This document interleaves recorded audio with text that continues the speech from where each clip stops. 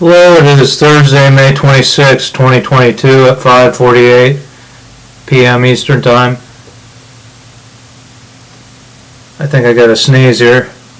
Maybe not. This message is for President Obama. I'm going to identify a national security threat, a new one that I haven't disclosed yet, and then define a course of action to deal with it. This is not going to be as concise of a message as the last video because the threat is more abstract.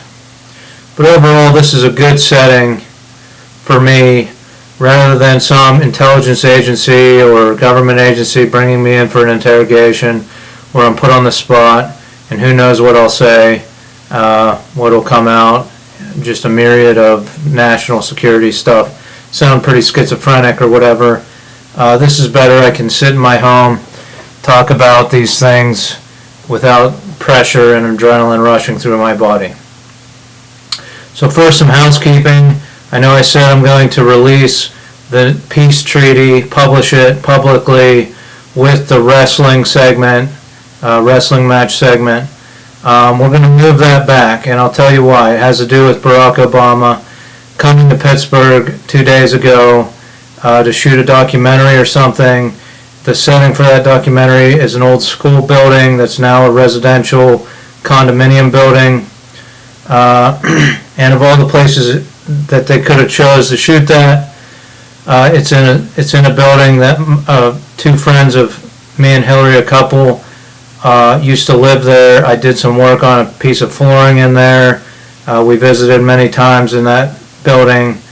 And that couple is getting married July 22nd. So I'm gleaning from the actions, and this could all just be delusional, but in case, I know everything isn't about me, but maybe this could have been a message that President Obama is not ready for the peace treaty to be released on the summer solstice, June 21st. So we'll push it back a month to the day of or after that couple's wedding on July 22nd.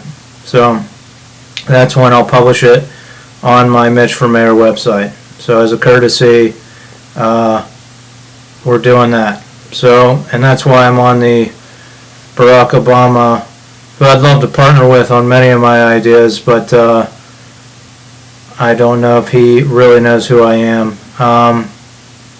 So I want to talk about something that I would have talked about if I would have been debriefed when I was brought back to the United States after my stay in Aalborg, Denmark. If I would have been brought in and debriefed, I would have talked about this, but I was thrown in a mental hospital and injected with drugs forcefully instead.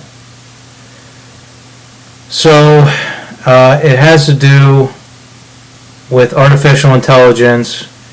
It's a national security threat. After the election, or I think it was after the election, so Trump had already been elected. So in mid-November of 2016, I was sitting in the lobby of the Comwell Hotel in Aalborg, Denmark. I was sitting in there because I thought Lucy Liu was staying at the hotel and she was going to meet me downstairs as the whole thing. And anyhow, I found myself sitting in the lobby of that hotel, and there were some big screen TVs in that lobby. And I was sitting there watching, it was after dark, and there was an interview with Barack Obama and Michelle Obama. And they both were taking turns talking. Their images were up on the screen. And I noticed that the images, and this has to do with the deep fake videos that are coming out now, but their images would become pixelated the more the opposite person would talk.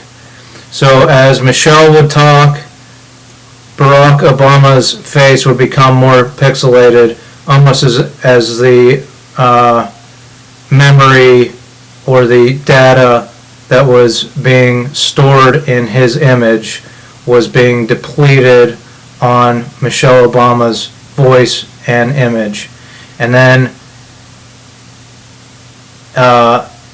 it would shift, and as Barack Obama would speak, Michelle Obama's image would become pixelated, and almost as if the data being stored in that imagery in the algorithms that run that video signal were being depleted. And it would shift back and forth between their images. So it could have just been a bad connection on the TV in the Commonwealth. I understand. But my theory is different, and this is where I said it's abstract. It has to do with deep fake videos. These videos now that are coming out of leaders saying things that they never said, that were computer generated, engineered.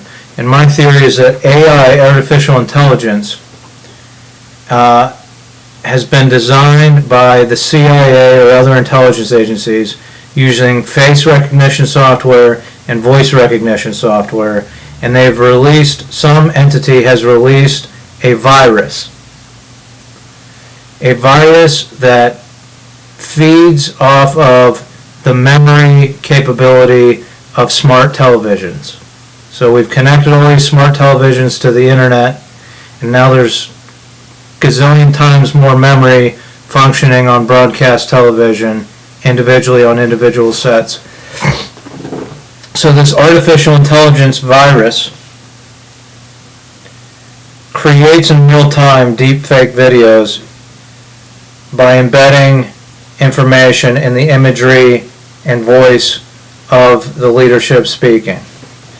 And it stores itself, it uses the memory in a smart TV as RAM basically to deploy its virus among like if there's two people speaking between the two. So there's this deep fake virus that was released by some intelligence agency, possibly the United States CIA. I mean, they deployed a virus on Iran's nuclear program, which could have caused a nuclear catastrophe. So who's to say they didn't deploy this virus? It's out there functioning. That's my theory.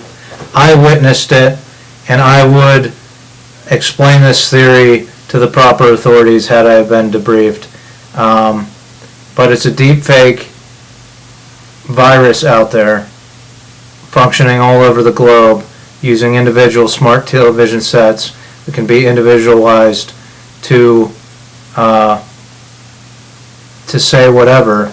So it's not engineered by a hacker group or a foreign government. It's just a virus running rampant out there. Not that hacker groups and foreign governments don't create these deep fake videos, because they do. We know they do. And so I have a way to deal with this, and this is what I would have done if I was hired as a media consultant for the Obama administration. And this is what I will do as President of the United States to combat deepfake videos. And this is why I would not do, I mean, this virus, if you look at the, well, here, I'll just go into what I would do.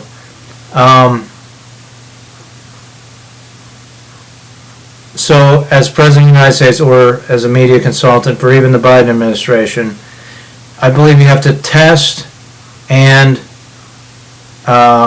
validate the system. And so, well, the potential of these deepfake videos is individual videos of leadership saying whatever the entity wants. So say it could be Barack Obama saying to some it could radicalize people basically, and it could be saying to some radical from Obama's image, go kill Mitch McConnell, something like that. So I know it sounds schizophrenic, but we're entering a realm where this really could be possible. So you have to start to believe the schizophrenics. And that's why you should have someone on the schizophrenic spectrum or schizoaffective disorder as president, because they'll think about how technology is being used and think of solutions and ways to combat it, not just regulatory, but ways that you can fight it. So as president, I would test and validate the system, So in these deep fake videos is why I would not do a lot of speeches. I would not come on the air and make a speech out of anywhere, because it could be our own media companies doing these deep fakes. So what I would do, and what I would suggest for the Obama administration back in 2016, or for the Biden administration, is to use film. The way to combat this is to use film with magnetic synchronized sound, film on actual film stock, sound recorded on magnetic tape. You marry the two, and you have a 16 millimeter film of a speech. So I would release speeches, and I believe the military should as a safety net, should train technicians that can shoot synchronous sound film and have a network of communication to be able to keep a safety net globally in case we face an attack where there's just deep fake videos everywhere we look. So you shoot, as president, I would shoot certain speeches in a room in the White House. I would just shoot it on film, no other cameras in the shot. And then it might take 3 or 4 days to get the sync sound, to develop the film, to get it all married together. Then I would, as part of this safety net, I would ship this 20-minute speech, the half-hour speech in 16 millimeter film to different embassies globally. Those embassies would have a top-of-the-line 16 millimeter synchronous sound projector.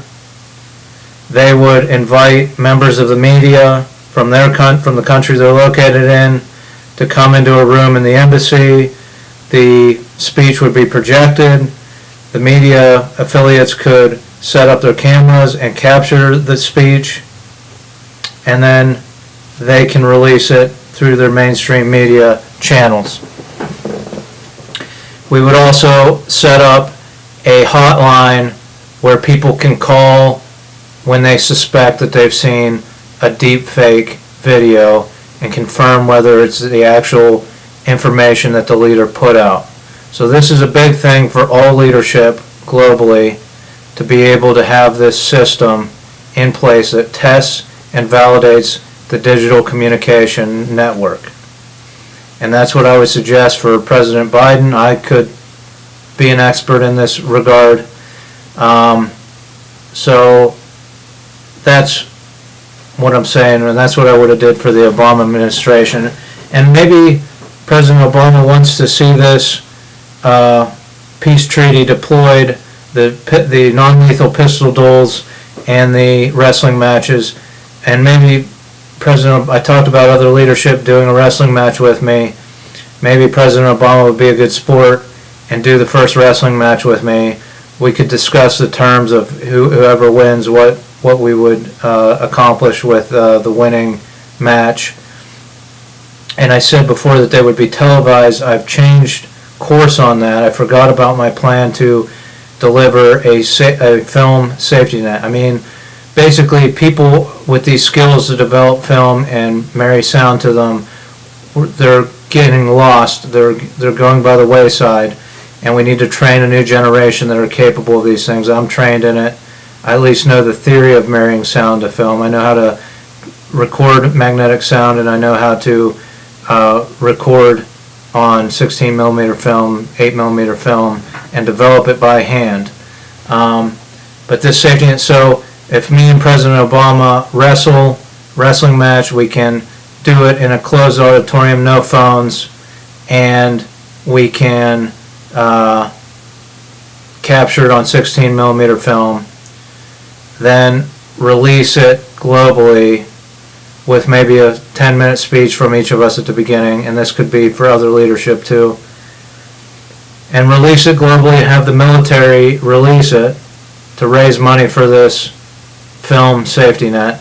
And they could show it in high school auditoriums. They could scan every individual for a cell phone or a mobile device so that they can't record it on digitally ever. And it would be a true human-to-human interaction, a human using a machine that is not intelligent, just a simple machine to communicate to other humans. It's human-to-human communication, and that needs to be preserved. So that's my proposal to President Obama, is that we start this wrestling match scenario off the right way. Then we could do it, if I'm elected president, with other leaders, and we could roll out this using other militaries, and people might go see a half-hour wrestling match, 10 minutes of speeches, 20 minutes of speeches at the beginning, and a wrestling match, just to pay $2 to go see that or something. Raise money for the safety net.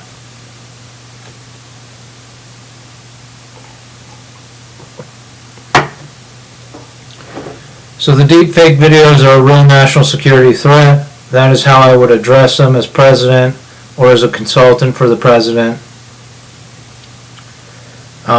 This is why I do these videos on this crappy video, because it's not the picture quality of news television video. That is what's being deepfaked. And and again, I think this is why I qualify to work for the FCC, the Federal Communications Commission, because I think of these things, I've witnessed these things, I've been in the right place at the right time to witness a lot of strange things in Europe and elsewhere. And I think I'm qualified. I mean, sure, I don't know everything about wireless communications. I don't know everything about satellite communications, but I can learn those things as a commissioner in the FCC or as an employee of the FCC. I can learn about them. I do know a form of communication. I know filmmaking, and that's why I'm qualified. You need to preserve this medium in case of an all-out attack using the media, digital media, or a virus that's out of control. And so I know how to use film, and I know how to wire my house with cable and internet wires so that I have a wired internet, not a wireless. So how many of these employees of the FCC just plug a thing in their house and that's their internet? Do they even know what it takes to wire up a house? That's my question. So I think I'm qualified to work for the FCC, and I think I have a lot of good ideas for the FCC. Trying to think if there's anything else that I wanted to talk about. So we have the wrestling matches, we have the film releases of the speeches, and again, once the individual media companies within countries release these speeches, they may not even be released in the United States. We might just wait for their version on digital of the film speech to make its way back to the United States to study how that information comes into the United States, and to find people who are making deepfake videos and spreading misinformation. So that's my tactic. I think it's a solid one. Use film. And that's why I've made some of my films for human-to-human contact. Simple machine is all that's involved. Not artificial intelligence, not digital computers, not any type of intelligence. It's a simple machine.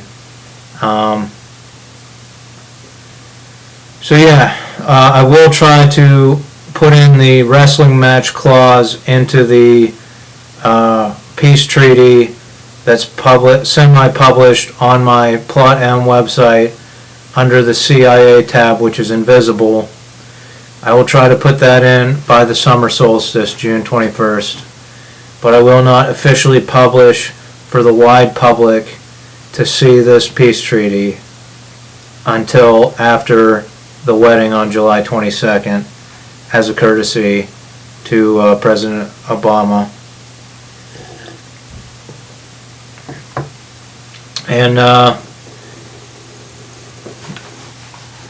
Yeah, I know a lot, and this is I believe the military has people who are trained in how to make film, so this is expanding the safety net to be able to deliver image and synchronous sound to different embassies to distribute information and look for deepfake videos. That's it for today. Join me. Maybe tomorrow I might have something else to talk about. When I get home, I'm sure I'll think of something. So thanks for watching. I know this was a little long, but it's a serious threat, and I'll keep cranking it out at the embroidery shop, but I think my expertise can be used in many other ways. And that here's how I'll end this. I'm going to have arthritis in my hands because I use my hands for work my whole life. I'm going to develop arthritis. I'm already getting cramps and stuff. So I can develop arthritis putting little logos on t-shirts and hats. In the next 10 years I can develop arthritis, carpal tunnel, whatever, working in an embroidery shop. Or I could develop my arthritis typing away at a keyboard, writing amazing pieces of literature, writing interesting reports for the government to digest. Think of how much more productive I would be developing my arthritis at a keyboard rather than in an embroidery shop for the next 10 years. So keep that in mind whenever you're looking to hire someone in your company that can innovate. I believe I have the innovation. You sent me with goals and problems within your company, and I'll come up with solutions. So even if the Obama nonprofit or whatever they run now, I haven't looked into it, would hire me, I would help them. I would be honored to help them. I wanted to help them while they were the first family, and I know I said a lot of weird things in Denmark that probably turned them off to even being involved with me, but I have a lot of good ideas that I put out there in the atmosphere. I have a lot of good ideas up here that we could develop together and really change this world into a better place. So I hope you'll consider hiring me. Thanks for watching.